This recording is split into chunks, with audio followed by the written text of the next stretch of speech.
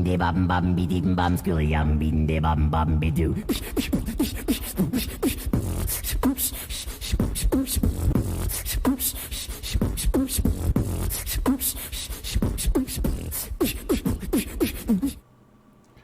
Away Owens, goeienaand, good evening, salute. I didn't really plan anything proper for tonight. I thought I would have a bit more of a relaxed live stream. Now, I was present at some of Ronaldo Gos's live stream, and it seemed like he felt like my questions or comments were aimed personally or offensive, or I'm trying to be aggressive. Well, I'm just trying to understand how Nelson Mandela is not a terrorist. He used terror to overthrow the government. Fine, for sure. It can be reasoned that it was for a good cause. It does not make him less of a terrorist, though. He was a terrorist. And the ANC is a terrorist organization.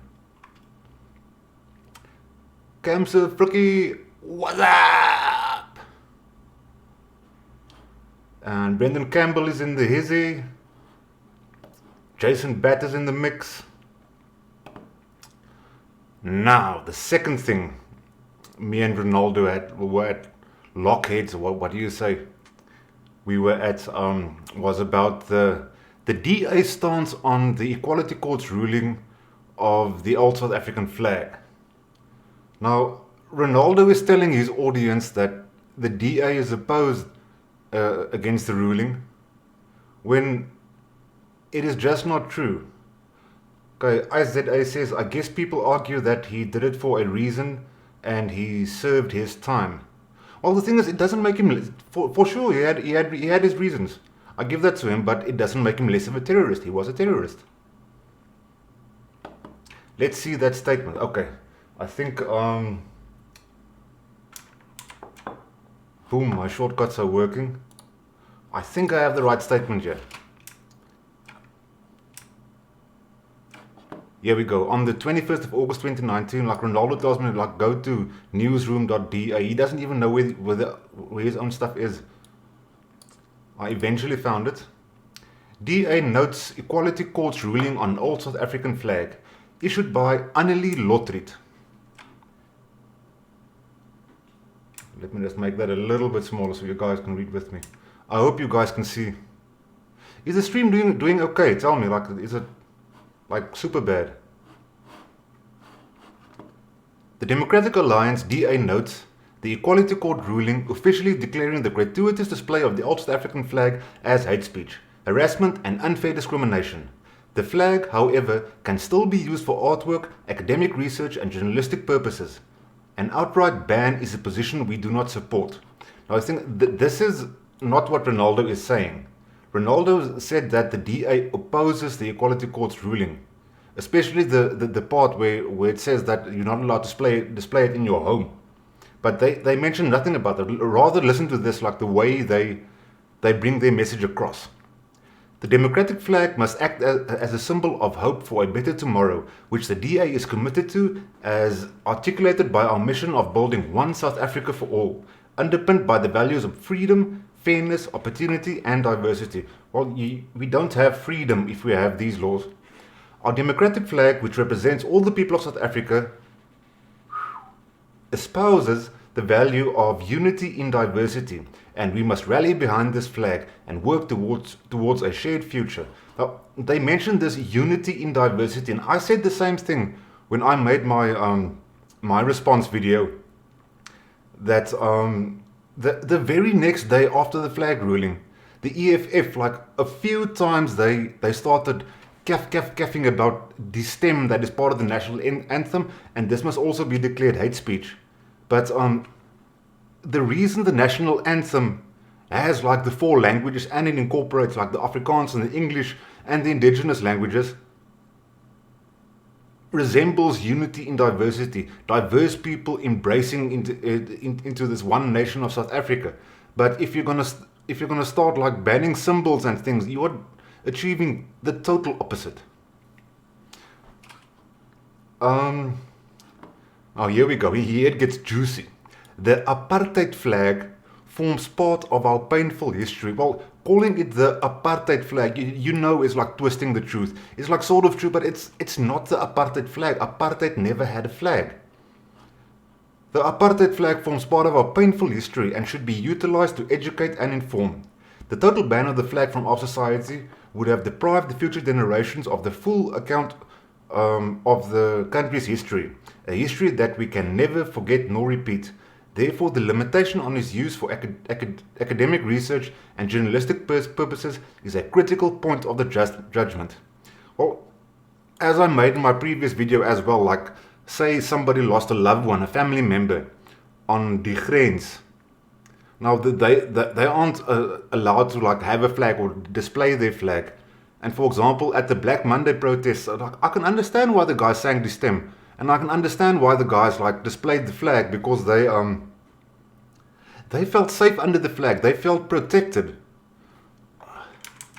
Like I remember when I was a little kid, the morning 10 o'clock, I left the house. This is 6-7 years old. The morning 10 o'clock, I left the house. On my bicycle, I was in town, up and down, in the veld, everywhere. I knew I must be home at 12 to eat lunch. After I had lunch, I jumped on my bicycle again. And after I jumped on my bicycle, I needed to be home again before the street lights turn on. And like I was safe, and my parents felt safe, and I felt safe. You can't do that these days. You know, things have changed. Things were safe. Well, it might have been safe for just a certain group of people, but it is that group of people longing for that safety.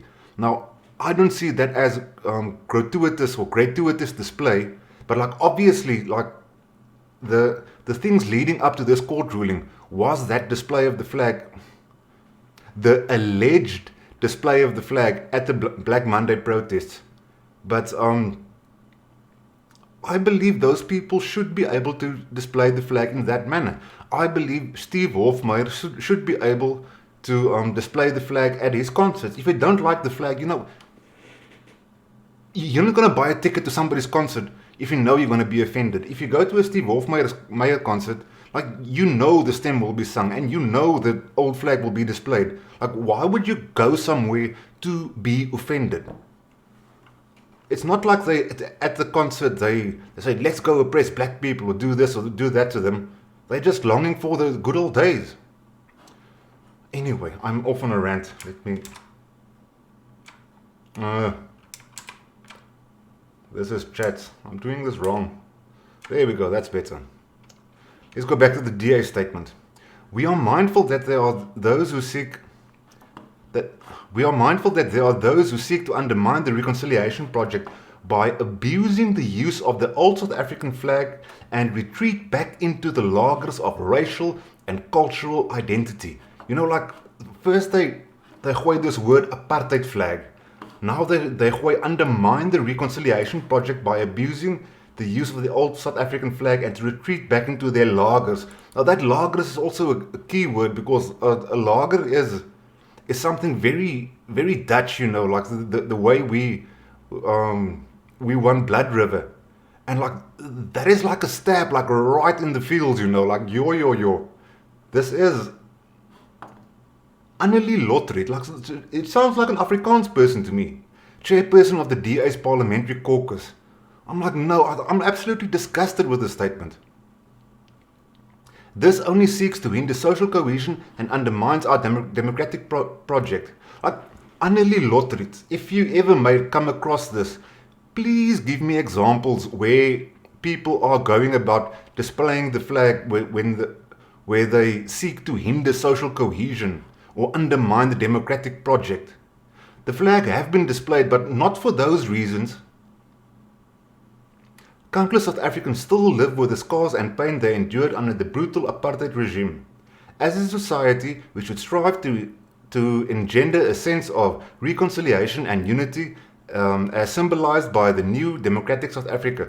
Well, if you want to strive a sense of reconciliation and unity, you know, don't go out after specifically Afrikaans people or Afrikaners, referring to things like lager and the old flag as the apartheid flag. That is not engendering a sense of reconciliation and unity. As difficult and complex as it is, the DA will not abandon the 1994 mission of building a country for all who live in it, black and white. Now, that is my rant on that. So please, next time Ronaldo Gous comes with this cuck about the DA is opposed against the ruling, they are not. Okay, let me see what's happening in chat.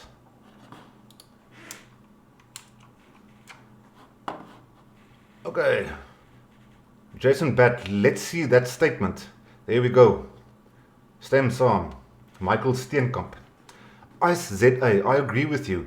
Doesn't mean he wasn't a terrorist. Well, terrorist is a terrorist. The stream is good and no lag. Oh, that's good to hear. I eventually got myself a permanent solid Ethernet cable that I run to the router now. And all of the tutorial vids I see they speak about, they say, if you're using Wi-Fi, get off the Wi-Fi. It's the worst choice you can make. I did a few speed tests, and usually I've got an 8 meg download, 2 meg upload. And usually with the Wi-Fi, when I did uploads, when I did a speed test, it would like jump to 1.9 and then like jump back every now and again. But now with the solid cable, like it goes to 1.9 meg and it stays there flat box. So hopefully it's a bit better. Maybe I can even push up the resolution a little bit. I'm only streaming at 700 kilobits. Swadom Jir, I think the banning of things won't last long. Now, the banning of the flag is very counterintuitive to me. Because like obviously it is aimed at white people. Let's go piss off whitey. And the next thing that is happening, and it's already been mentioned in Parliament a few times by, like, we all know who mentions that the stem is the next to go. It is a hate speech. Lagers is not Dutch. Well, you know, when I hear the word lager, I think of Battle of Blood River. So, like, that is just my interpretation, you know, and I might be wrong about exactly what a lager is. Your stream is good, and that's pretty much it. Now, let's see.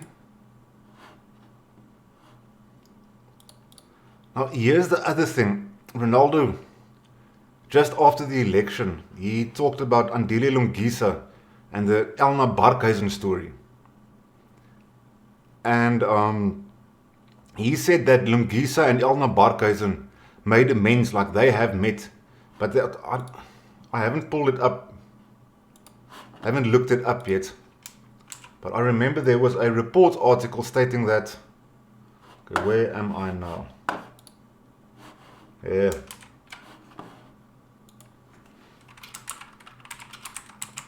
Lungisa.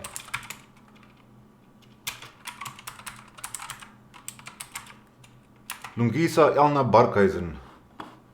Rapport. Ilana Barkhuizen. Sorry, I didn't prepare for this, but there was a statement in report that says, but this was also like a bit after Ronaldo's comment that the DA did ask Lungisa to go apologize, but Elna Barkhuizen refused to meet with him. So like it's stuff that he makes up, and then he tells his audience, yeah, but you know, if somebody challenges him and says, but it's just not true. Oh, you don't know what you're talking about? Just go Google it. And it's as if once he said that incorrect statement and realized that, oh shit, like I shouldn't have assumed, or so I shouldn't have spoken, like he doubles down, you know, like he comes back at you, like he gets aggressive. Like you saw earlier in the stream, like, man, Klipkop woke up on the wrong side of the bed today. Now, there is one last thing.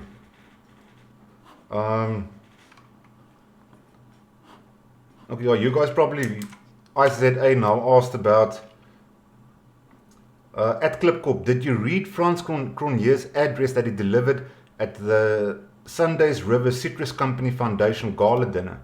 No, I did not. How about I copy and paste that into my Google thingy, and like, if it's not too long, I can maybe go through it quickly, but I think you might have seen France Cronje IRR here on my screen. That's why I thought about it. But there's another thing, another narrative that's coming from Ronaldo's channel that I want to change. The France Cronje live stream. Both him and Ronaldo always say, yeah, but the majority of South Africans aren't like this. The majority of South Africans just want to get along. And I think that is absolutely bullshit. Because from the voting population, our previous elections, the combination of ANC and EFF, the biggest enemies, the biggest communists, was 68%. On our last election, the ANC EFF combination was 68% again. So all that we saw is that a lot of people from the ANC became more radical. That block of people didn't get any less. And Parliament is elected by the people. And so, according to me, the demographics in Parliament represents the demographics of South Africa. And that is where we cannot agree. But like I can't understand how you cannot say like the Parliament doesn't represent South Africa. Parliament does. That is exactly what Parliament is there for, to represent South African citizens.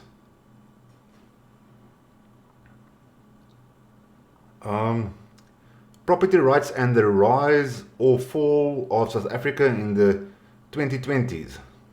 It's a long speech and read, but scary breakdown of how the ANC have moved towards where the stuff like NHI and its preparations without compensation are going. I might get into that later.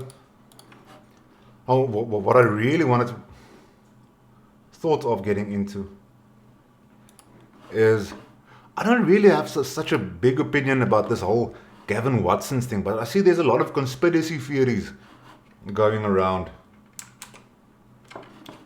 So, for example, I must get my keyboard shortcuts right. Here is Ronaldo's a poll he did.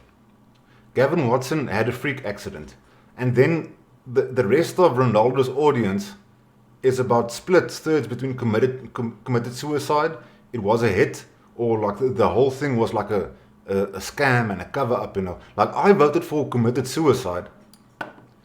Did I open? Okay, here are the guys that believe Gavin Watson is still alive and well. Here you can see after the car wreck, the seatbelt is still on. So like, I don't know. One explanation might be that he put the seatbelt in so that you don't get that annoying buzzing sound your car makes when you drive and you don't put your seatbelt in. That's an option. He doesn't like seatbelts. The second option is that they actually had a seatbelt on, and that the paramedics are taught to leave the crime scene exactly as they found it, and they loosen the seatbelt to get Gavin Watson out, and then put the seatbelt back in. I'm not sure. Maybe somebody works as a paramedic. They can tell us. And this whole thing about it was a hit. Like I've seen a few of the ANC hits before, and like those boys don't play. They drive up to you with an SUV and put your car full of AK-47 bullets. Like they don't go about this way, And like if it was a hit, like how did they hit him? There was other pictures. Let me see if I can find maybe something where you see the other side of the car.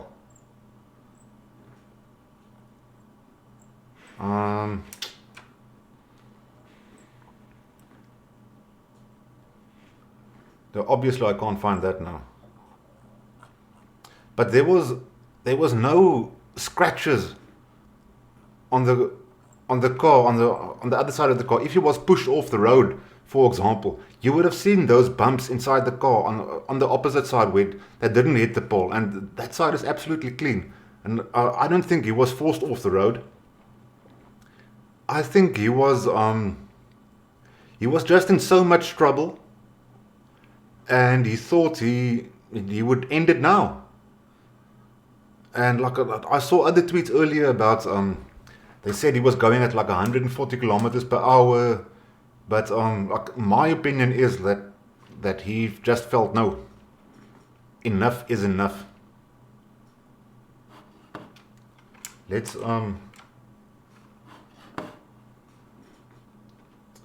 Let's look at the chats again, and I'm going to light an NG.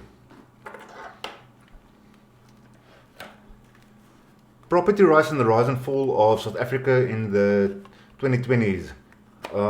Camps of Frikkie, I agree, ITC, it's bullshit.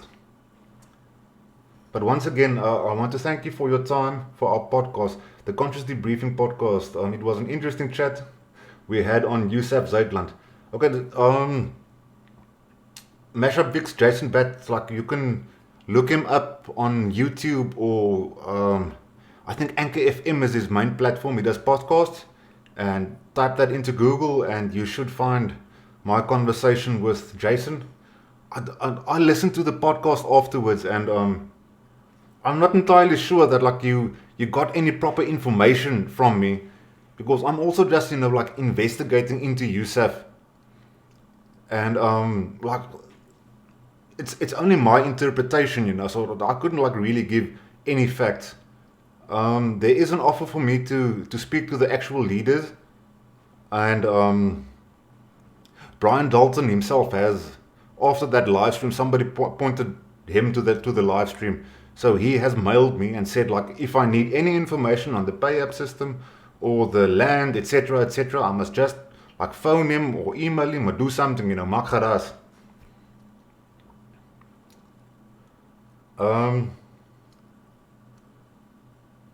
Now and then, folks, what's the fuss? Klipkop, there are so many weird things about the Gavin Watson stuff. I have no idea what to think. A bunch of odd stuff. We probably will never ever find the get behind the real truth. In my opinion, like this guy was just in so much cuck. He offed himself. There might even be a suicide note, and they are just like keeping it away from the media. Like people do it as respect for the family, not to let like the whole suicide thing get out. It happens,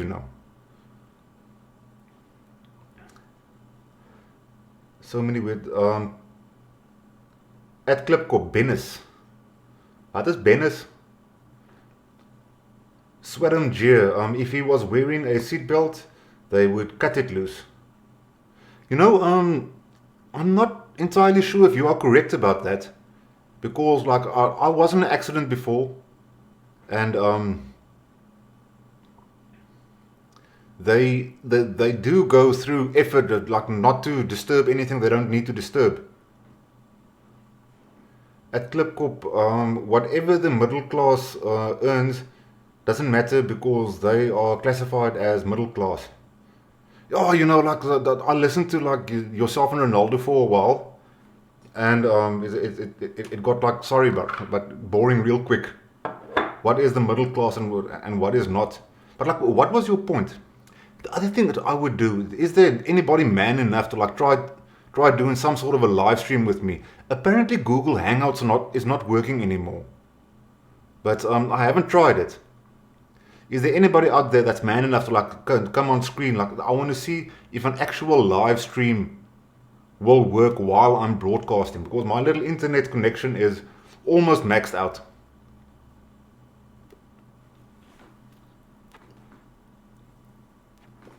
Now, let me change to... This is the main screen, right? Yeah, boy. The other things, notifications, is teruggroeien. Now I'm still busy researching Dalbarton. They are selling plots now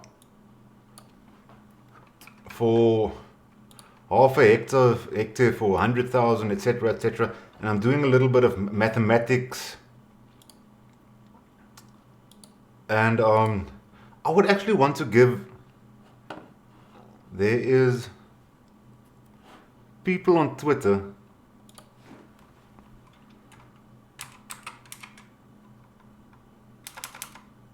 No shit. Let me. Here's an account. Web of Deceit.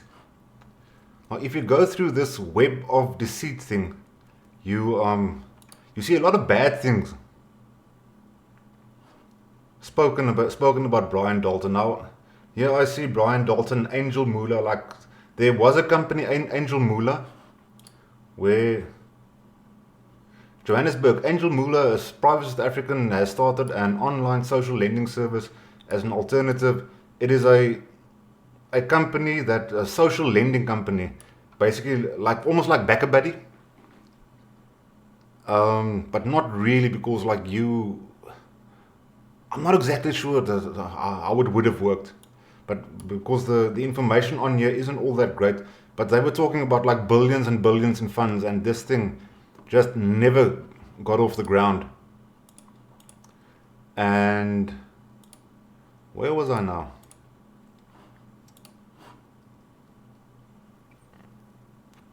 Now they go into the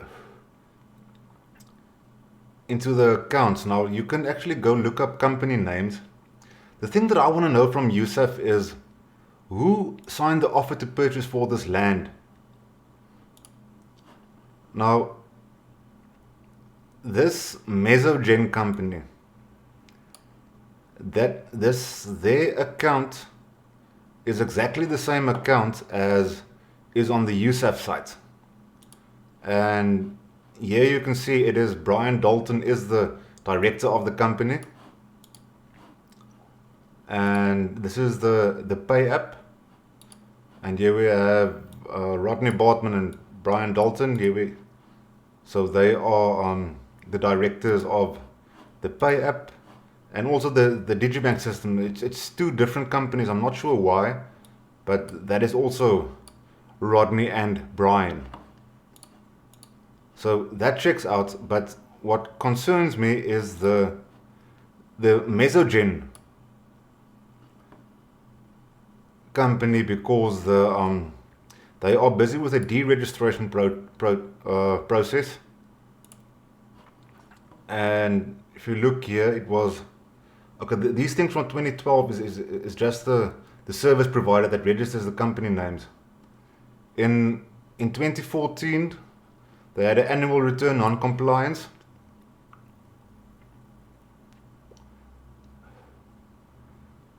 And no valid SMS or email address. Like that. How does that work? Annual return non-compliance, no valid SMS or email. So it looks like, I'm not sure if they filed to deregister or if the CPIC is deregistering them by default, but it's definitely the Mesogen. This company is linked to the USAF, to the current USAF account they use. Now I found a few more things. Here was another company, Postcode, but I couldn't find them on the CIPC website.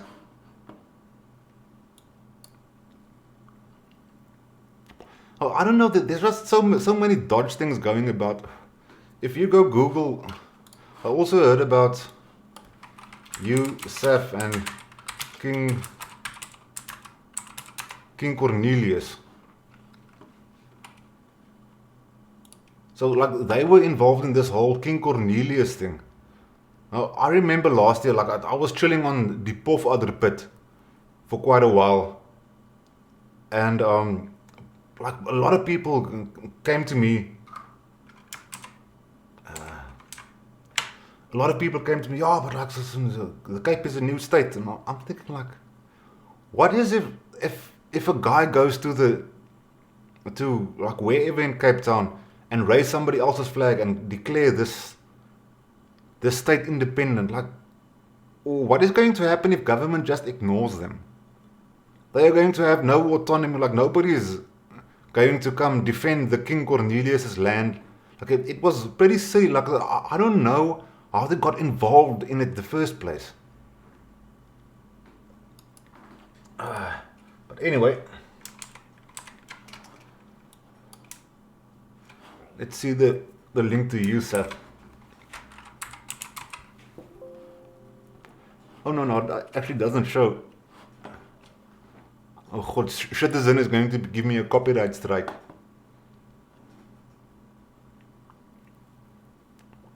Here's another one. Afrikaner Eenheid.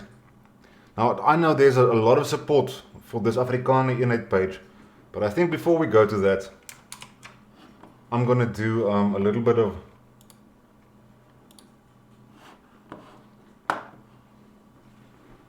If I wanted to join live stream, how do I join? Okay, let me get through to the comments first.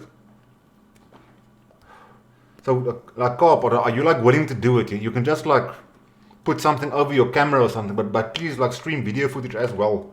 I want to see if it handles it. Where did I stop reading comments? If he was reading whatever the middle class earns doesn't make it because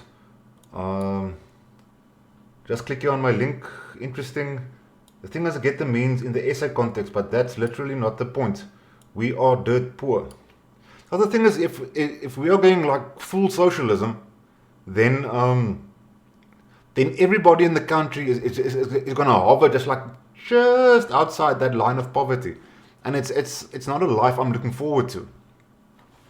90% of the country lives in absolute poverty or on the edge thereof. He doesn't see this as volatile, or at least he's sad about it, but doesn't realize the implications. Also funny how he thinks 10% of the population will have the ANC by the balls. Like, this is another thing. Franson himself like goes on and on about like, oh, the ANC lost support. The ANC lost support. They lost support to the EFF. The people are moving more radical, not less radical. Social lending. Wonder if they ever registered with the Financial Services Board. I wouldn't be very skeptical. The thing is that they try to, I don't have the actual article here, they try to market it as just like a platform to connect lenders and borrowers, but the Reserve Bank caught hold of that and said, no, you must register as a financial services provider or else like get out of the kitchen. We're not going to allow this. They will until the government deploys the police to shoot at them. Lucas Wenzel van Reenen at the Kaaplander. Okay, wacht. Lucas, you can just at the Kaaplander if you want to add him that. Mashup Vix. Skepticalism agreed big time of note. You know that like it's, if it walks like a duck and quacks like a duck, it's probably not a donkey.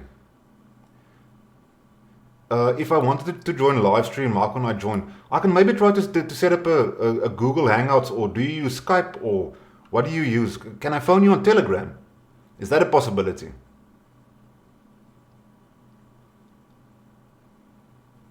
Compared to the world,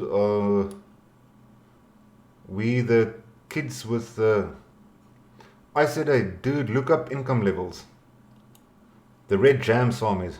Rodney and Brian put 500,000 behind the Koi King, but they said it failed and they are going to go at it themselves. They'll barter now.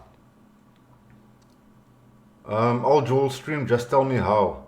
My cam is covered. Like, can I try phoning you on Telegram? I'm gonna try do it off screen. Like, I don't know if there's any like... Okay, first open off screen.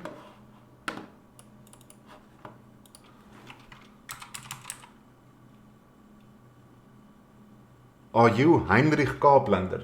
Or like, as who do you go by in... Oh shit, yeah, there we go.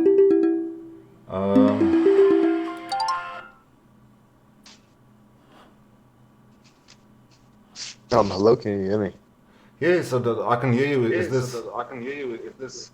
not a video call and there's Yeah. a lot of echo. Maybe it's because I have my earphones in. Like, is it fine? I only hear the echo when I speak. Okay, well, can you change your settings maybe from that side? To do what? So tell me if this works. I'm just gonna change something here. Is this fine? Mic check 1, 2. Is this better? You can hear me properly. There's no echo. I can hear you properly and there's no echo. Like the people in the chat Okay. Good. Anyway. I'm going to Okay, yeah, assume. now, so what do you want to now talk about? Do you want to talk about the Ronaldo thing or just this thing about the USF?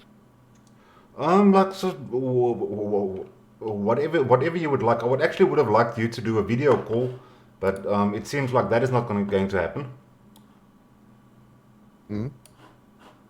Well, I mean, I'm not gonna show my face or anything, obviously. So, I'm not asking you that. I'm actually just asking you to like actually stream video data to see if my connection can handle it. The guys in the chat will probably tell us if it's. Telegram. I'm wondering now if I can do a video call on Telegram. Let me see. Oh shit! I don't know you. I don't think I can though. Oh, whatever. Let's just continue with the convo, man. Okay, go. 3, 2, 1. You're it. Oh, okay, whatever. Anyway, no, dude. Like what I said. Sorry that the whole thing with Ronaldo was getting boring.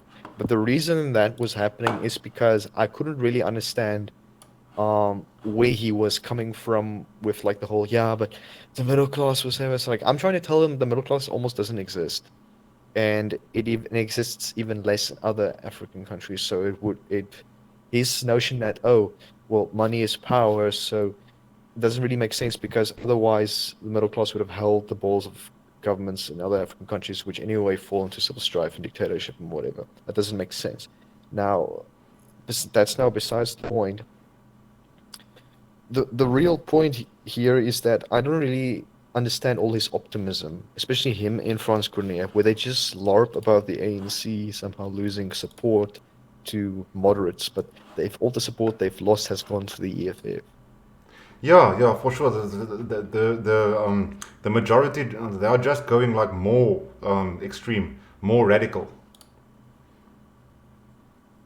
Yeah, but like in the DA itself even lost support in I think actually most of the DA's lost support is what actually went to the Vryheidsfront. Like everyone is going like you could say more extreme, I guess. I'm not saying Vryheidsfront is extreme or anything. But it's definitely more to the right than the DA ever was.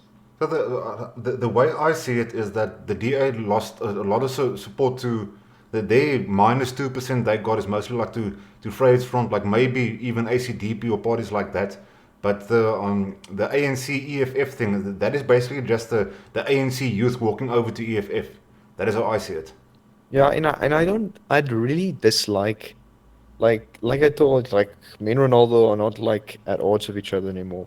But I still don't get why he's always like, oh yeah, EFF is at their limit, they're at their cap, they're not going to grow anymore, or now we're going to enter coalition politics or whatever. Listen, the first coalition that will form if there's ever one to form if the ANC drops below 50% will be an ANC EFF coalition. For sure. We already have one actually. It's time for Julius to come home.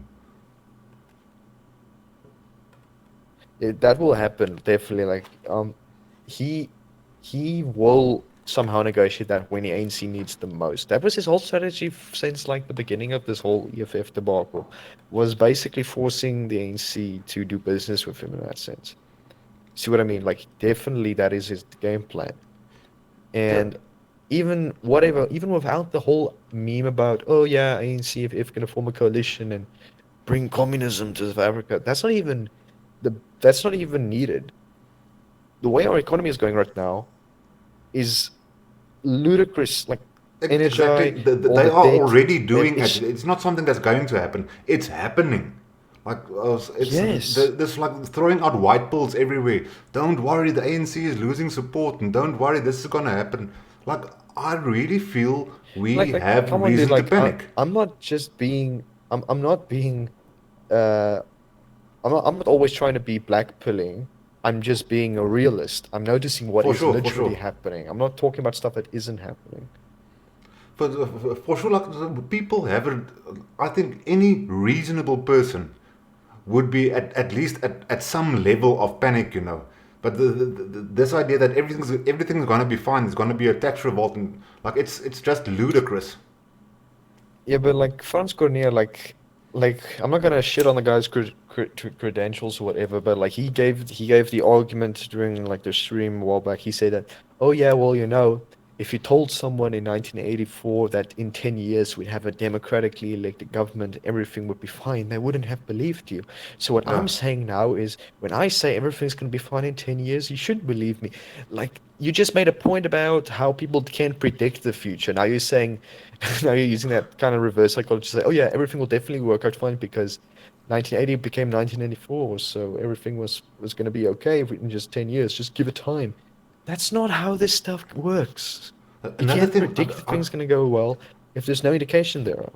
another thing that I find bloody annoying is um is when like something happens on Twitter, you know, and there's like mass support from some group on Twitter, and Ronaldo doesn't agree with them. So like he would say, yeah, but look at what Twitter said about the EFF, and they only gained like 4 or 5%. And so like he uses the EFF example that if something happens on Twitter, it is definitely not real and it's not legit, which I also reject.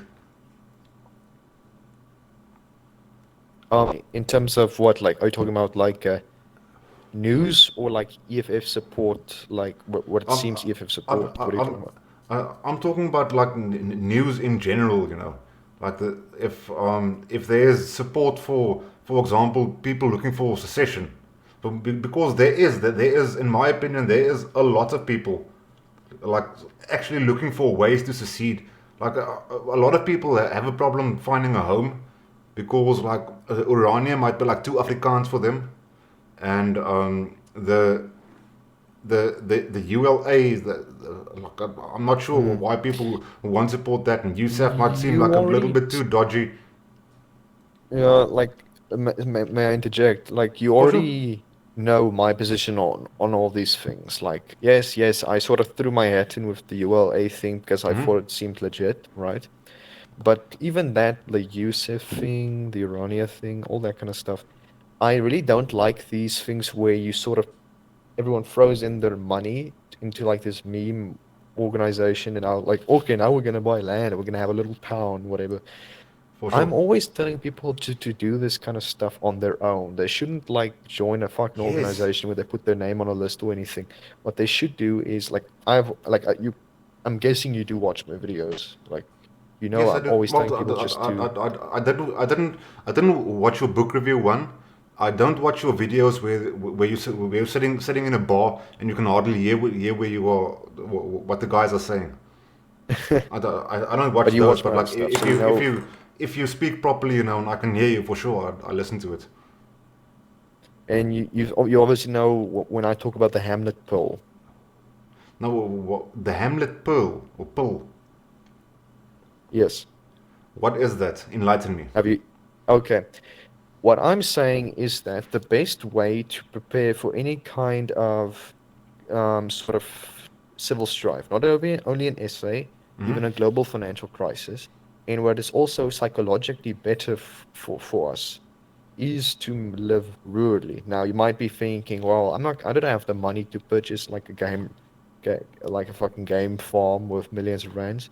Yeah, of course you don't, but you don't need a game farm. You just need Yeah, the large enough land to be food self-sufficient, whatever. And if you have 40 people living in a little hamlet, that's like a gehugie in Afrikaans, then you are farm attack proof. You are literally farm attack proof because you're not an isolated little couple anyway.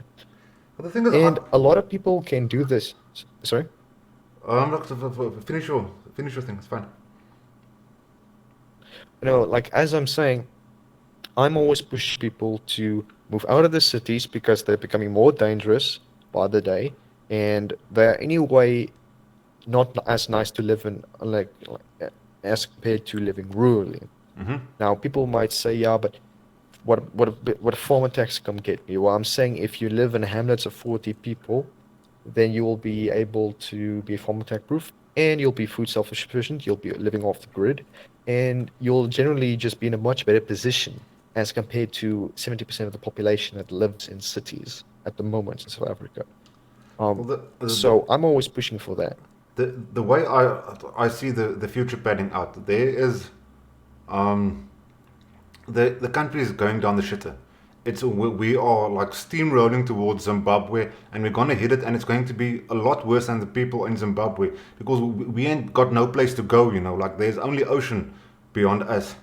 Yes, And so, and I in make the my point. opinion, Yeah, sorry, yeah. the the government infrastructure is going to crumble. Municipal services is going to be like eventually useless, and you will have like the army patrolling the streets. You will have breakaway gangs, but like also doing their things, trying to feed themselves. But the way Urania is going about it, and the way Yusuf is going about it, it's forming these communities that they are basically waiting for this whole shitstorm to like actually happen, for everything to totally collapse. At least at that Yes, but point there will I already don't, be I, at least at that point there will already be structures, you know. There's little communities, and we can like talk to each other and trade with each other and like make plans together. But I agree with you that like putting your name on a list and joining a movement is not the right way to go. If you mhm. feel that we're going to quit our job now and become self sufficient, which might happen, you know, because the economy is crumbling. People are losing their jobs.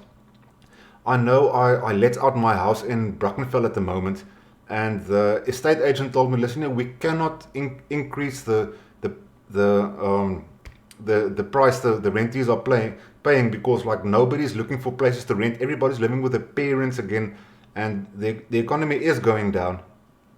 So Yes, exactly. But see, that is exactly my point. As you said, you agree with me that go joining like these little organizations, but even like I don't even like the concept of Urania where you everyone just lives in a little town, like just another little white neighborhood or whatever. That's really not the ideal you should be looking for because there's thousands of places like that in SA already.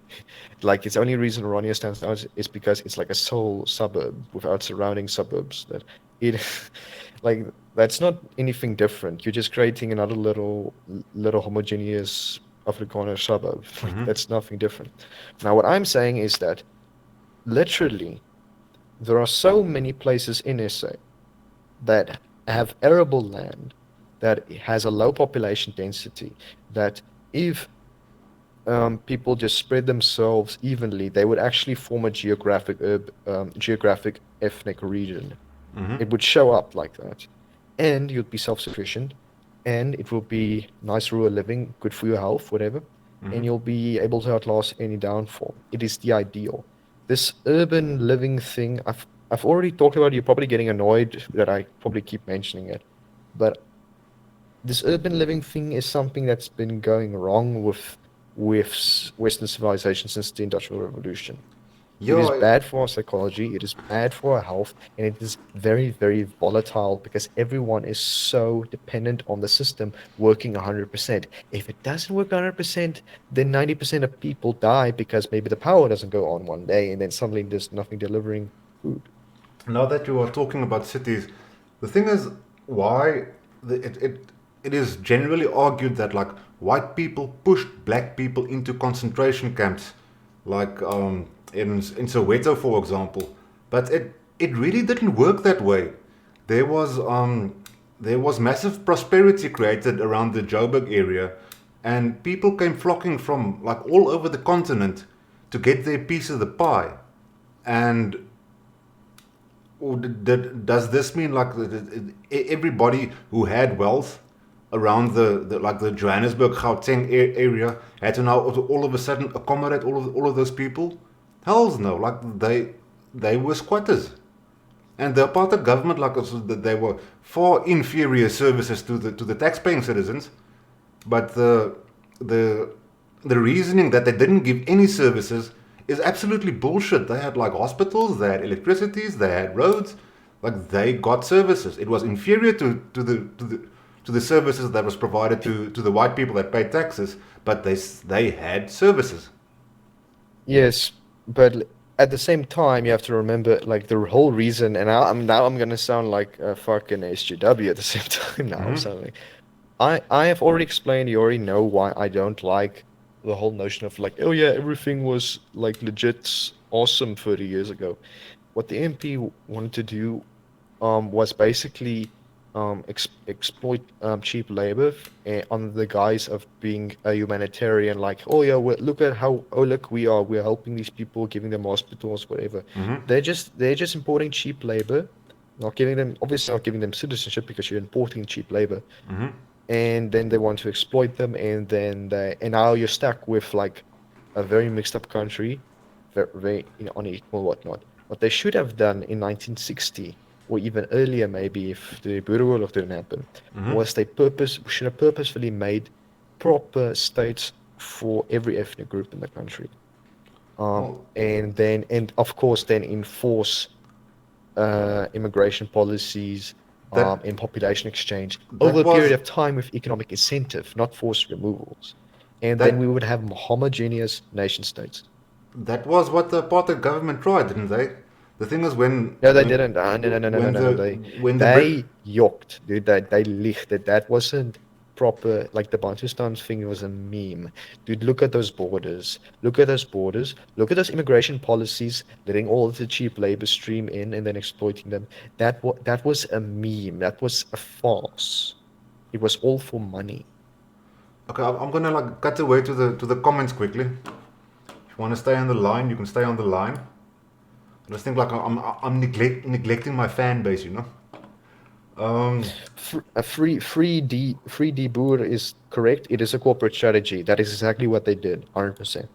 okay, Friedeboer, do you think that the situation in South Africa is as simple as party politics? Well, no, definitely not. Looking at the synchronous development of economic dash criminal laws, social engineering, and the rapid technocracy rise, you know, it's we fall into the same pattern as the with the whole decolonization project with Zimbabwe and Mozambique and Angola and the Congo, and we're just like the last chess piece on the board, you know. Well, we are basically the king, and we are cornered now. Clip, Clipkop, can I jump in? Can I jump in and Jump in. just address the free D Boer's question, like no comment? Can I do it? Go 3, 2, 1. You it. Can I? Okay. Listen here, free D Boer. Luister eens. Orania is not a hamlet. It is not. It is not. It is a town. There's 2,000 people living in it. And you yourself say they're an enclave. They are an enclave, yes, and that is bad. You're not supposed to live in an enclave, everyone concentrated in one little spot, and then LARP about, oh yeah, we'll never need a fucking prison, we'll never need a fucking police station. Dude, listen here, if you want a concise, independent nation state for Buddha, you're not going to do it with Irania. That's retarded. We need to be spread out more thinly, not all concentrated in these little enclaves everywhere. We're already like that. We're already like that. Kry in your kop. Okay. Urania is a meme. You can play the board again. Problem, reaction, solution. Apart from spanners in the works, if we cannot gain a global perspective, we won't see our place in this theater. That's the whole thing. Like on Ronaldo's show, it's as if we are not allowed to talk about the terrorist acts of the ANC. How that Zondo guy, like specifically targeted civilians in a shopping center. I think it was like just before Christmas. It is absolutely sickening the shit that they did in the wars there with the IFP, and it was brutal, and we are not allowed to talk about that. But now Ronaldo tries to create this impression that all white people will want to talk about is ANC terrorism. Well, the thing is, all that the rest of the world wants to talk about is like how bad white people was during apartheid. And the thing is, the ANC was 20 times worse. They necklaced, they killed, they murdered. They didn't give a shit. They were absolutely brutal. Most of the killings that happened in apartheid is when protesters got shot, you know. And protesters usually, they don't just like walk around with placards, you know. They go around burning shit. Like what happened in Pretoria today? You know, like a drug dealer shot a taxi driver. Now you go to private businesses and break that down and set things alight. This is not civil society I'm living in. This is not the South Africa I want to live in. This is not my rainbow dream I signed up for.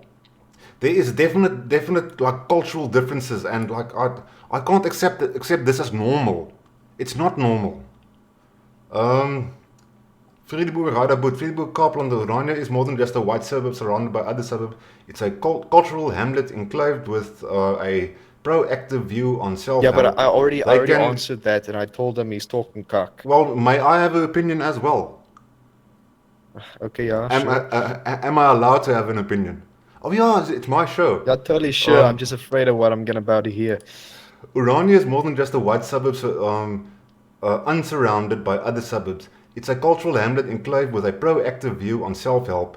They have created a blueprint for all. The thing is, if you look at examples of self-determination, the only group in South Africa, in my opinion, that has some sort of reasonable self-determination is the Zulu with the Ingonyama Trust. Like they can sort out everything, even immigration, which is a big thing for me.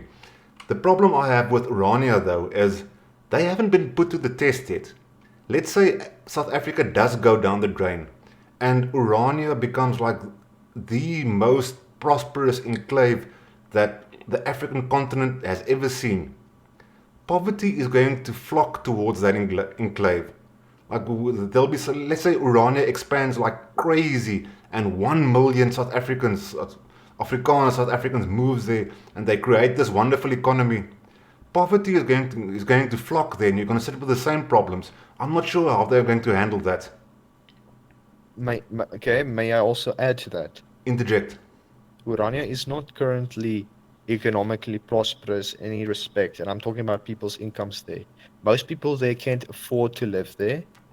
They're wage slaves, growing pecan nuts and selling it to China. It's a literal plantation.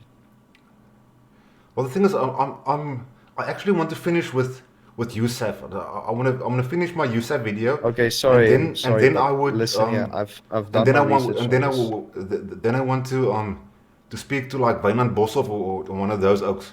I will get like the three main perspectives at the moment for self-determination is ULA, Yusuf, and Urania.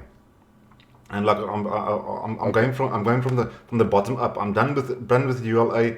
The USAF I'm finishing up, and then I just want to speak to the guys from Orania and like see where we are. But like I'm pretty blackballed on all of the options, you know. Like nothing.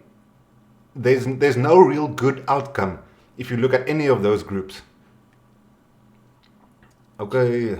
I want people to do their own thing. I don't want them all to join these little movements. If everyone does their own thing, then on your own, you're insured. You don't have to worry about if 1 million people or 10 people do the same thing as you. So long as there's some people that create a self-sufficient hamlet, about 40 people somewhere, I don't even care where it is, as long as it's not densely populated, then you're insured. So like I don't like, agree with the whole thing of put your name on a list and like let's go buy this piece of land with people you don't know. I believe you have to do it with like friends and family and relatives. Like see if you can club together money and go out and buy land and become self-sufficient.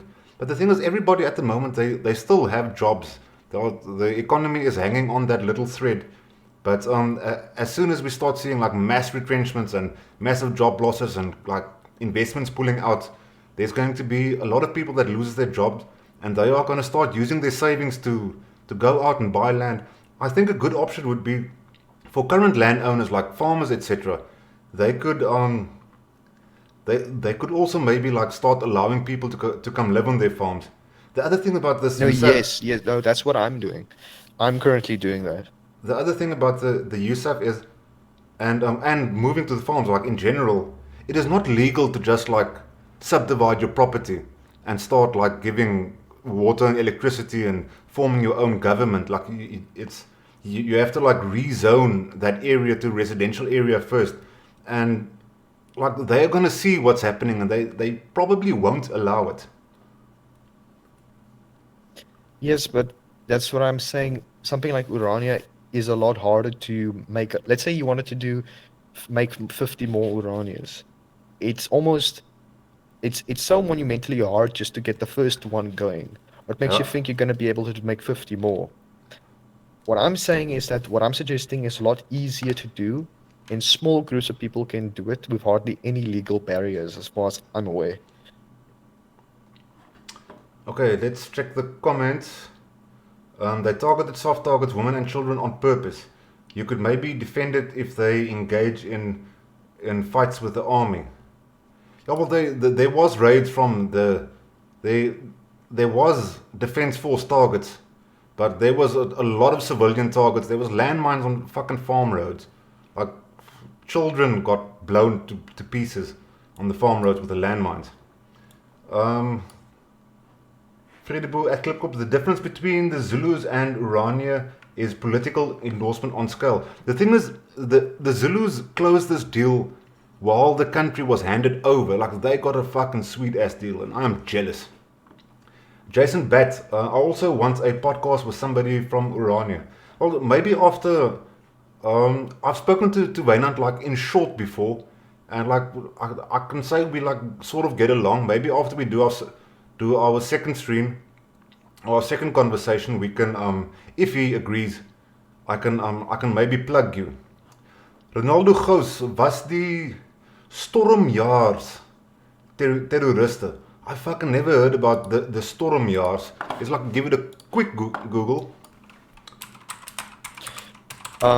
Listen, like what determines if someone's a terrorist or not is just basically what team you're rooting for. You're not a hypocrite by calling the ANC terrorists and not the Stormjars. It just depends on who you cheer for.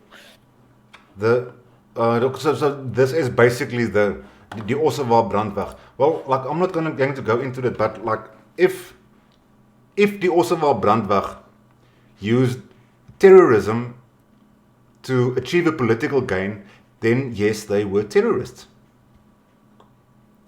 Yeah, family specifically is what you want. Yeah, so that's from Tungusa. Like I will only go into this venture like buying land collectively.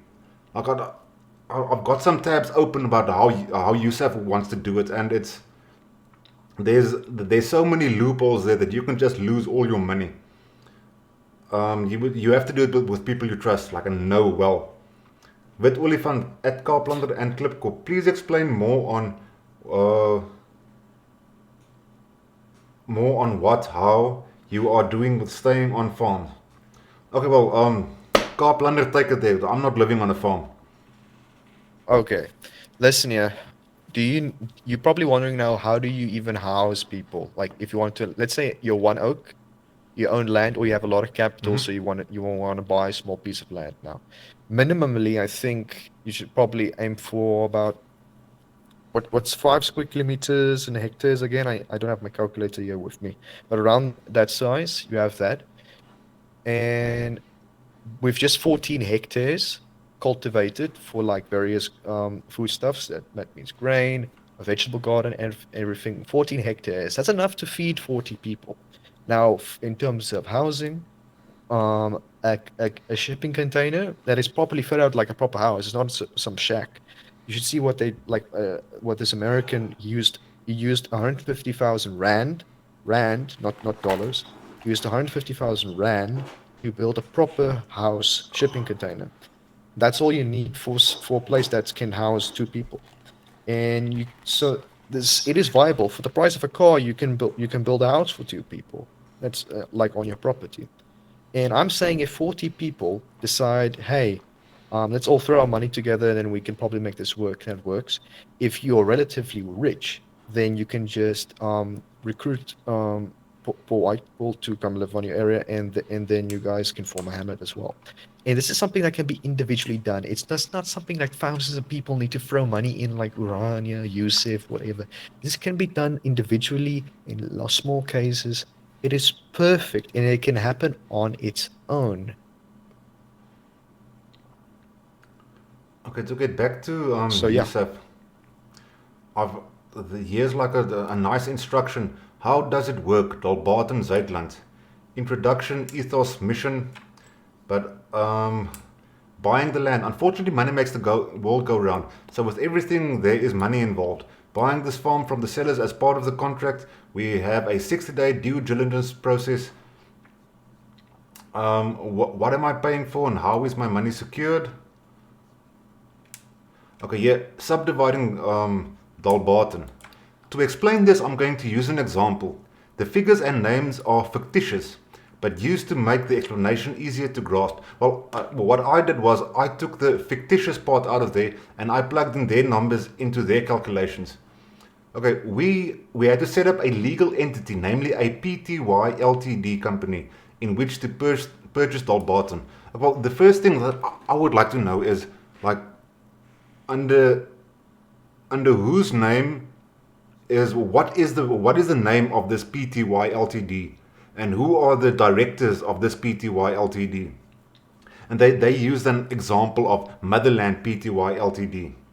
Now they say here farm price 1 million, but I don't have it on now. But like I found the actual farm, and it was listed for 10 million, 10,600,000 rand. Yes, and the farm size is 100 hectares. Like I did some calculations, but I used 1,000 hectare just to like simplify the calculations. Now they say the cost per square meter would then be 1 rand a meter, the land allocated for stands, etc., etc. So you can figure out financially like how much did Zuidland pay per square meter, and you can work out like for how much money they are selling it. Now it is, in the example, Zuidland purchased land for 2.50 a square meter, and they are selling it for 5 rand a square meter. But if you plug their actual numbers in there, ooh, now I can't zoom in. Maybe I should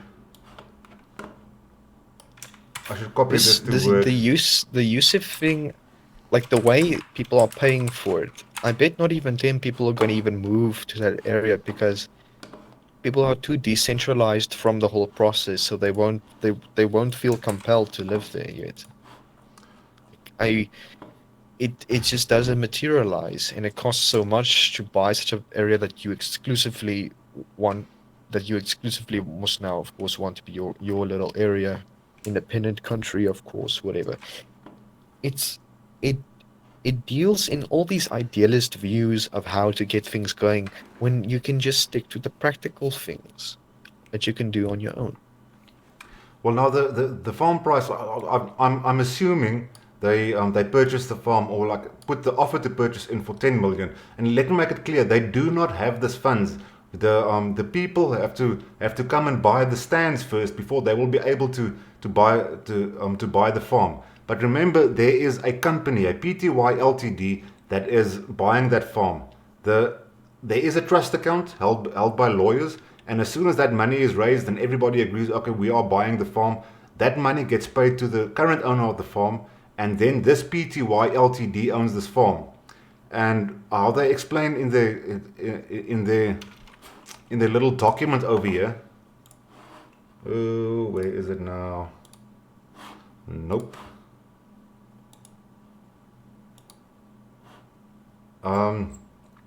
Is that you will buy shares. Here we go. So in this example, Motherland has 10,000 shares, and 600,000 of those shares will be owned by Zuidland, and the members will own 400,000 shares.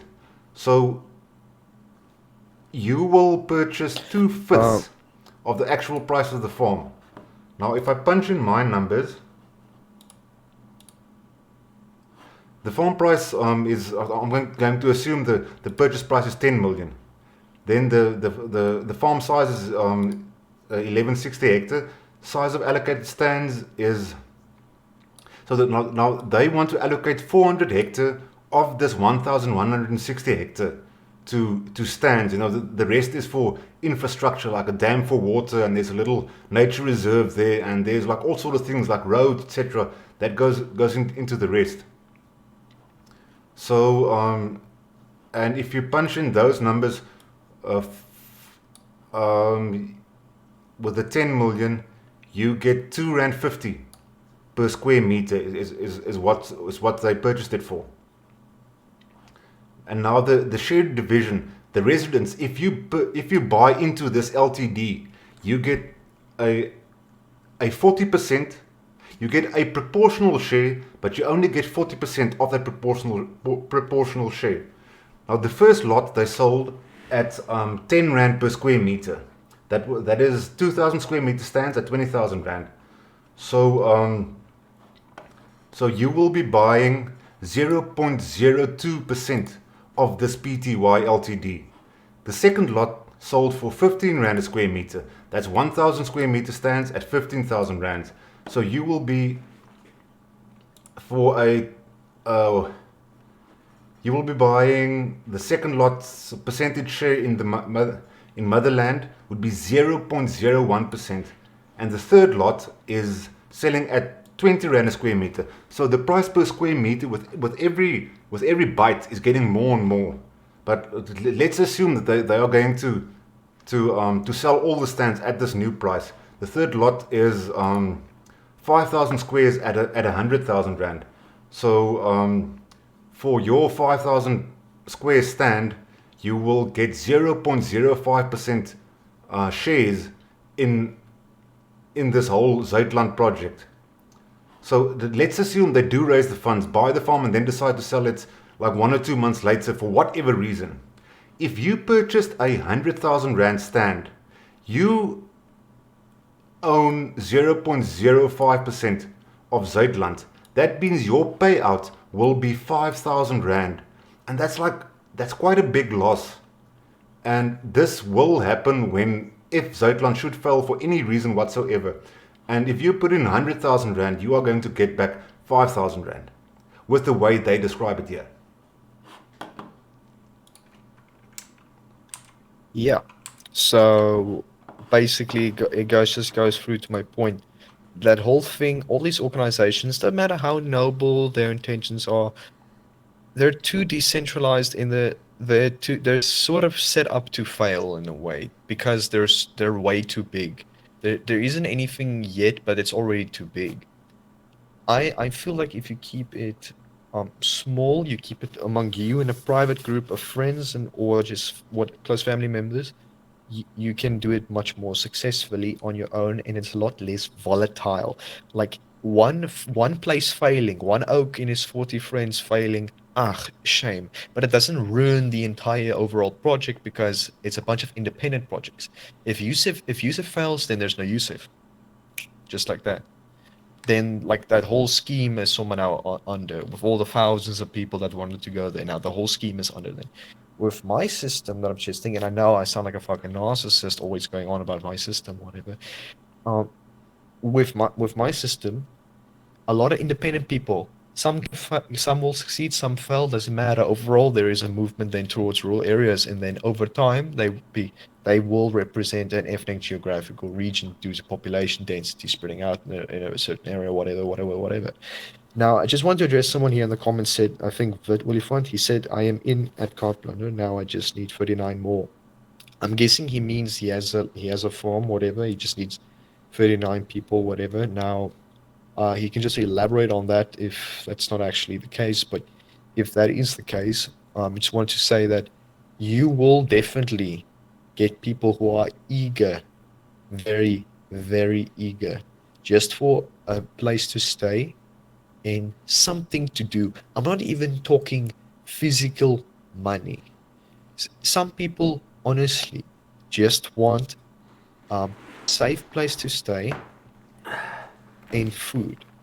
There are many people like that. I'm not inflating the numbers when I say there are probably 150,000 white people in South Africa that are living in abject poverty. I'm talking shacks. I'm not talking huge camps, but here and there you will find them. And they will be willing to live there. And all they need to do is help you grow food. That's it. That is it. You have solar panels, you catch rainwater, and as you generally get things more stable, then then the prosperity of the hamlet will just increase, and after a while, you guys will be able to just purchase some basic stuff again from like other areas, whatever. Like it all depends on how much how wealthy all the investors of the or how wealthy all the 40 people are. If you're one rich guy who just got a bunch of poor people to come live on your hamlet, okay, well that's your thing. If you're 40 people who are all relatively wealthy, who end up making this the best, the most successful hamlet ever, good on you.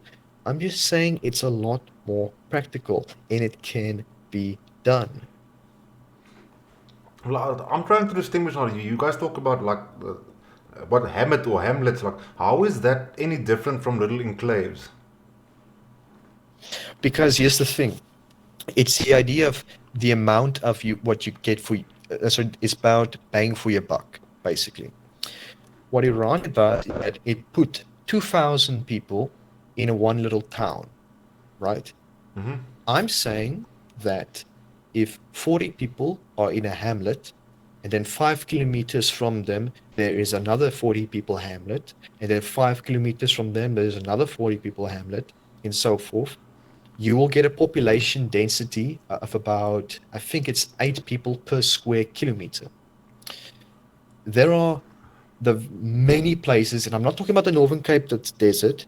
There are many places in the Free State, East Transvaal, West Transvaal, Limpopo, Eastern Cape that have a lower population density than 8 people per square But kilometer. the And reason then for on an that ethnic is because geographical map, you will end up forming the majority. You will end up forming a majority in these areas, there is geographic the wise. mining houses own a shit ton of land, and Mhm. it is that is the reason why there are so, like such a there's big areas with ill population because it is mining fields and it's owned by international corporates like Anglo, for example. Like we can't go spread ourselves across mining land, for example, because like nobody's allowed to Yeah, move of there. course not. Of course not. But if you're, of course not. But how everything in between, of course, I'm not saying literally like I just admitted, large portions aren't not habitable. And now you said some areas aren't the mines, but there are areas that can still be practically lived on. And if they're running out of general population anyway due to some sort of disaster, then anyway, it doesn't matter who owned the area beforehand because everybody would be dead. Other than that, this is a very nice, even if nothing happens and we carry on into like a nice little future of like stable South Africa, whatever. This is a very nice and practical means of living. Explained already, the psychological effects of urban living is very bad. Crime in urban areas, especially in South Africa, is very bad, The thing is that etc. I disagree with you that it's some sort of utopia we are moving to, because It's not a utopia. the No, no, no, only it's not a utopia. okay. We are not receiving data from your encoder. Please, ingestion. OBS studio Huh? reconnected. Am I still online? Something happened. Yeah, Yes, you are. it looks like I'm still You online. you are, as far as I I'm was aware. like, the people still have jobs in the country now at the moment. Now, after the Hmm. economy has crashed, which I feel is inevitable, then like nobody's gonna have any money. The rand is going to collapse as quick as the Zim dollar, and then we are going to have to start moving to these little hamlets or enclaves, whatever you want to call them, and there will be almost no resources. It is that is why I say if you go You the have to USAF prepare route, beforehand. if you go the USAF route, if you go the ULA route, if you go like the um the Urania route, there is we are waiting for the economy to collapse and everything to go to shit, and it's not going to be easy. You know, like so starting your own self-sustaining community, like it sounds amazing. Like oh, we will do this quickly, but it's it's not going to be a breeze. Definitely not. Yes, but I'm not saying it's a breeze. I'm saying it's the most ideal, and it's definitely not something you do after the fact. This is something you do now while things are still okay. It's about prepping. Well, people are not going to do it now. It's while they still have their jobs, there's Yeah, no but way they're going dude, to leave like their if jobs. 10 people do it, I tried. If only 10 people do it, I tried. I tried. Honestly, I did. I don't expect 4 million people to do it. I don't expect 1 million people to do it. Hell, I don't really even expect 1,000 people to do it. But those that do it, they'll be fine.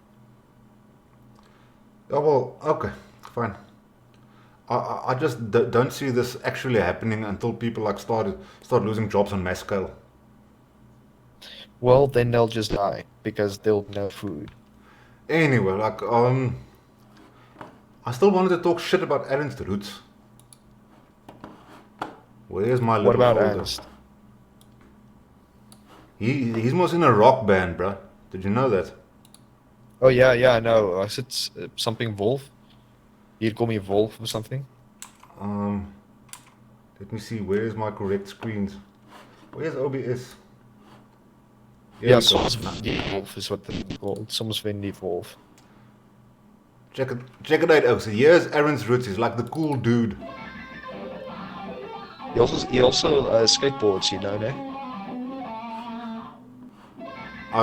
I've got the kickflip video. So like he plays a mean guitar. He has like an acoustic piece he did.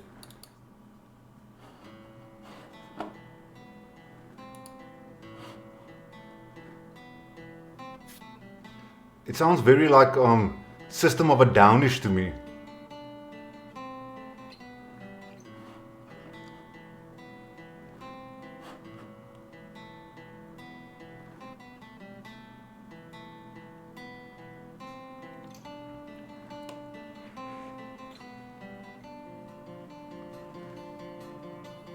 Mr. Icy Freeze It, hey, I'm not saying you live in a fucking cave, but all I'm saying is that the urban hole is better. Okay, sorry, like I had to cut Carpenter off there because he's like speaking while I'm live streaming and hier's 'n voorsmaakie van ek gaan nou 'n bietjie Afrikaans praat aan. Does anybody Okay, I wanted to like check two things actually. Where's OBS now? I wanted to check two things. If you don't follow me on Twitter, press 1. If you do follow me on Twitter, press 2. And there's another thing that I wanted to know. Because like I'm gaan on.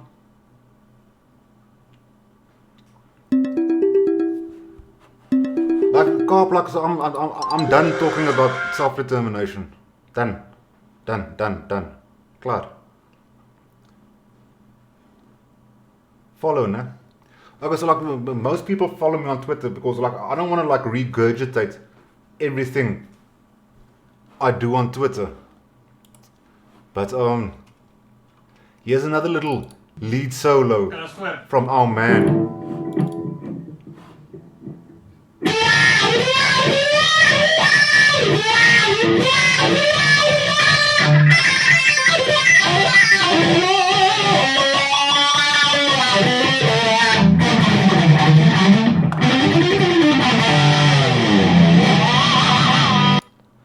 And now, Klokslag. Now this is a cover song they did of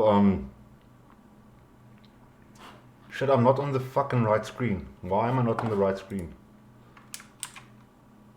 There we go. Soms wen die wolf. Verskroeide area klokslag.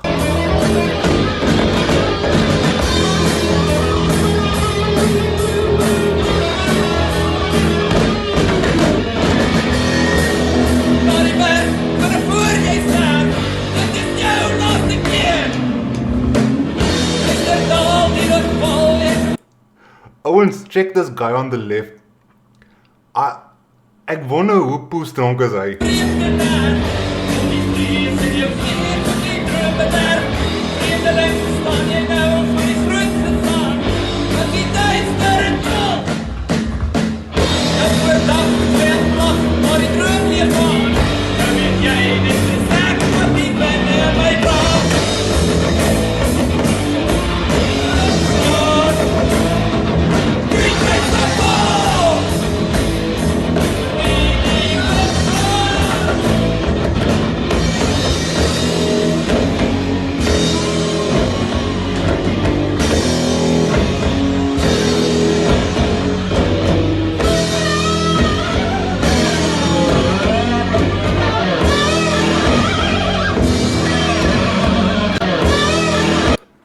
this guy on the left, yo, he's like feeling it. He's into this shit, you know. Like, I think Aaron Switz is puss cool for doing this, but this must be one of the cuckest covers I've ever heard.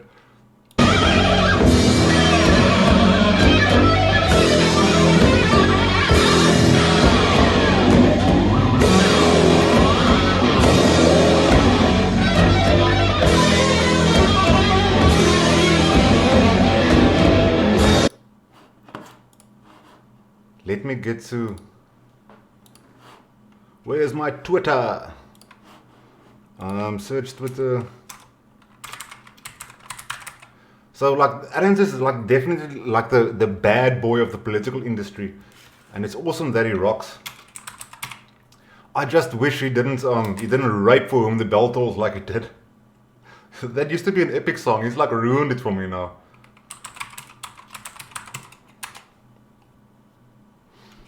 How to do a kickflip.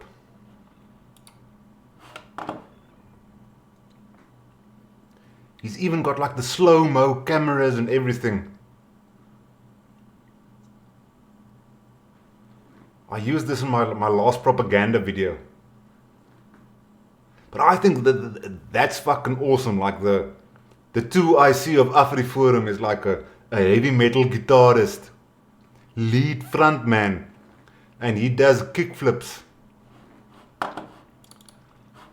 I did like ask him a question on Twitter.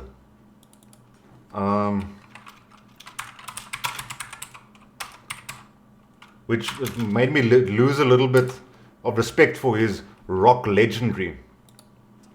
Now here he tweeted: Ek het 'n sterk opinie oor skateboarding en rockmusiek, maar nie oor tuinbou nie. So now I ask him like Nirvana or Pearl Jam. Now his response to me was Iron Maiden. But like obviously like I named 2 grunge bands. Like if he said like not one of those 2 Alice in Chains or not one of those 2 Stone Temple Pilots, I would be like okay for sure, like they're also like grunge bands. But like Iron Maiden is like classic metal. You can compare Iron Maiden to Judas Priest, for example.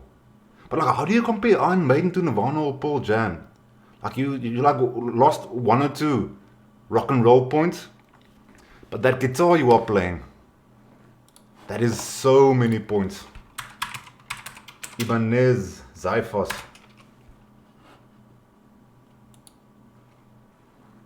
Oh, I had my eyes on this guitar for how long? They call this color like chameleon something. As you change the angle on this guitar, like the color changes. It goes like between hues of green and brown, you know. It is absolutely insane.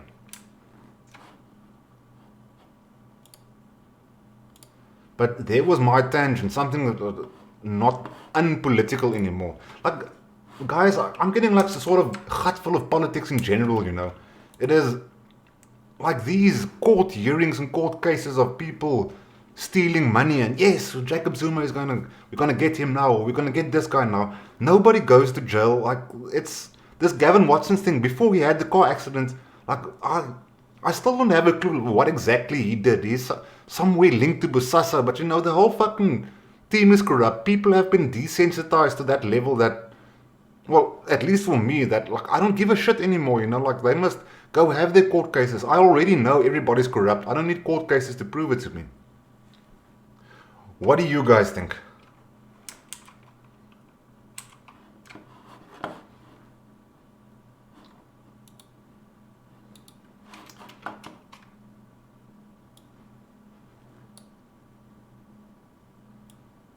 Oh, IZA, it seems like you like really put an eye on my computer screen, what's happening there. I must still get to that. The case against a man accused of rape of a 1-year-old baby has been withdrawn pending a DNA report, the Western Cape Police said. What, did I miss something? Regurgitate.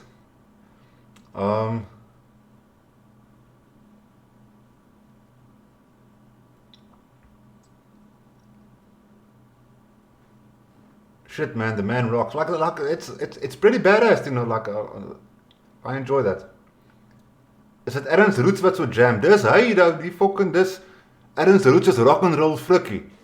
Ek dink miskien kan ek hom eendag op 'n show nooi, maar dan praat ons fokkelpolitiek, dan praat ons net rock and roll. Klipkop live, raw and uncut. Now you speak here about rape charges. Now let me go to this article. Okay guys, we're going to switch over to Afrikaans. I just hope most of you understand Afrikaans. 'n Gesondheidswerker word deur lewenslange tronkstraf in die gesig gestaar nadat hy 'n 12-jarige meisie wat verlam was na 2 beroertes helder oordag in die Life Pasteur Hospitaal in Bloemfontein verkragt het. Kom ek lees dit gou weer vir julle. 'n Gesondheidswerker word deur lewenslange tronkstraf in die gesig gestaar nadat hy 'n 12-jarige meisie wat verlam was na 2 beroertes helder oordag in die Life Pasteur Hospitaal in Bloemfontein verkragt het. Nou, imagine jouself gou, jy is 12 jaar oud en jy het nou net 2 beroertes gehad. Jy kan nie praat nie, jy kan nie beweeg nie, jy kan nie jouself voer nie, jy kan letterlik niks vir jouself doen nie. En jy is so afhanklik van die mense rondom jou. En ek kan relate, soos en trust my, jy is bitter, jy moet alle vertroue, jy is in die samelewing se hande. Toe gaan hierdie hoerkind, en hy gaan verkragt daai meisiekind. Streeklandros Jan Grywenstein het Steven Makwili, 33, gister in die streekshof van Bloemfontein skuldig bevind dat hy die meisie op 5 Desember 2014 2 keer verkragt het. Nie net 1 keer nie, 2 keer. Sy is vir rehabilitasie opgeneem en was skaars 2 dae in die hospitaal toe Makwili toegeslaan het. Sy was alleen, sy was 'n gevangene in haar eie lyf. Sy kon nie loop of praat nie, daarom was sy die perfekte slagoffer. Hy sê Makwili het eers die water getoets, deur die meisie te betas in haar hospitaalbed, waar sy televisie gelê en kyk het. Hy het die gordyne tussen haar en die pasiënt langs haar toegetrek. So, hy het haar net nie verkragt nie, hy het haar voor die tyd, het hy haar so gebevroetel en wat ook al ook. Hy het gesien, sy kan nie haarself verset of alarm maak nie. Toe het hy haar in haar rolstoel gesit en dan na 'n toilet toe gestoot waar hy haar verkragt het. Landros Grywenstein sê Makwili het soos enige roofdier die kleinste en kwesbaarste slagoffer gekies wat nie kon terugveg nie. Ek kan nie vir myself indink watter pyn en vrees die kind deurgemaak het nie. Ek meen jy word verkragt, jy kan nie gil nie, omdat jy nou net deur hierdie moerse trauma was van 2 beroertes. Daar was niks fout met haar brein nie. Na die verkrachting het sy op bevelpapier neergeskryf dat Steven haar verkragt het. Sy het sy naam geken want sy het op sy naamplaatjie in die hospitaal gesien. Makwili is ook die enigste werker in die hospitaal met die naam Steven. Hy was die dag die enigste manlike gesondheidswerker in die afdeling waar die meisie was. Sy kollegas het ook gesien hoe hy haar op en af in die gang gestoot het. Hy sê na die getuienis in geheel gekyk word, het die staat sy saak bo redelike twyfel bewys. Makwili se borgtog is na sy skuldigbevinding ingetrek. Hy bly in aanhouding. Die vonnisverrigtinge is tot later van dese week uitgestel. So dit gaan nou eers volgende week uitkom. Dit is in die Volksblad gewees, die 27ste, dit was gister. En ek dink, mense, wat die ou gedoen het is, hoe kan jy so fucked up wees? Ek meen, dit is godsverskriklik. Hoe justify jy dit vir jouself, vir jou eie kop, om te skiem, ja man, dit is nou die regte ding om te doen. Mense, die ou het geen hart, dit is verskriklik. Fucking walglik.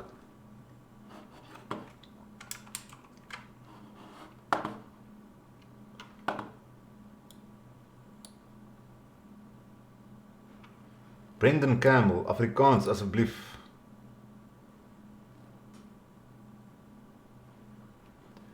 Erns is awesome, die ou het guts, kan jam en kan flips doen, en swat ook nog, hy is 'n eister. Hy is fucking awesome, hy moet net fucking sy cover van Whom the Bell Tolls agter mekaar kry.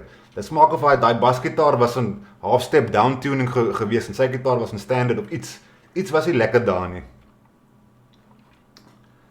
Klipkop sorry, jy het geretweet van die 12-jarige in another case, hoe sleg dat daar so baie rape cases is dat mense nie eers van albei weet nie. So nee, ek weet nie van daai 1-jarige nie. Ek kan dit seker nou opsoek, man. As dit verveel ek julle nou terwyl ek opsoek. Maar ICZA sê vir my daar's nog 'n verkrachting geval wat so 'n tipe ding was. Met 'n 1-jarige of iets. Ek het nou die message gemis. My brein verstaan nie dat mense sulke goed aan ander mense kan doen nie. Dit is gereeld dat hierdie seksmonsters hulself inwerk by instansies met prooi, soos hospitale, nasorgings, kinderinstansies en vlugtelingkampe en tronke. IK gebrek, Rampokker wens ons het 'n vorm van Sharia law gehad vir moere soos daai. Nou ouens, ek was nou al vir 'n bietjie meer as 'n uur en 'n half besig gewees. Baie dankie dat julle ingeskakel het. Ek sien dit is flippin' amazing. Ek het 2831 concurrent viewers. Julle my volle gevreet kan sien. Concurrent viewers. En ek is nog steeds moerse flatte dat julle vir my jy weet kom luister net 'n woord wat se kak ek praat en so aan. En dat my opinie ook tel.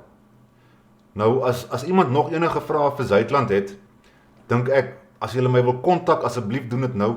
Daar's 'n persoon Achilles heel of Acacius Lyle of ek is nie heeltemal seker nie. Sy het al 'n bietjie aan my gehap aan Twitter, maar sy is ook een van hierdie wat sê ja maar Youssef is 'n scam, Youssef is 'n scam. En ek wil graag al daai vrae en goed uitklaar vir die mense dat ons nou vir hulle kan een keer vra exactly wat gaan daar aan, wat is die waarheid, wat is kaf, wat is stront en so aan, dat ons net agter die feite kan kom. Maar in daai geval gaan ek vir julle sê baie dankie en gaan saam met die saluut.